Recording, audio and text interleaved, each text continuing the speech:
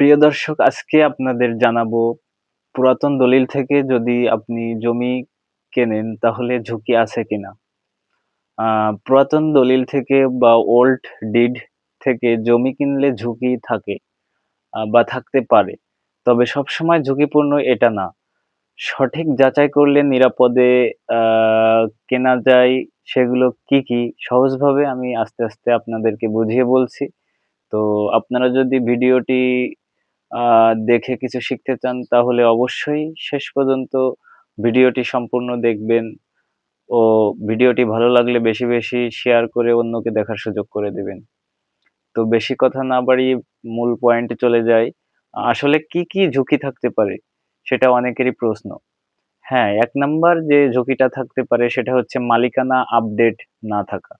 যেমন ধরেন পুরাতন দলিল থেকে আপনি জমি ক্রয় করলে বা পুরাতন দলিল থাকলেও পরবর্তীতে জমি বিক্রি হয়েছে কিনা, দান হেবা হয়েছে কিনা নিশ্চিত না হলে সমস্যা হতে পারে। ২ নাম্বার যে বিষয়টা সেটা হলো নামজারি করা নেই।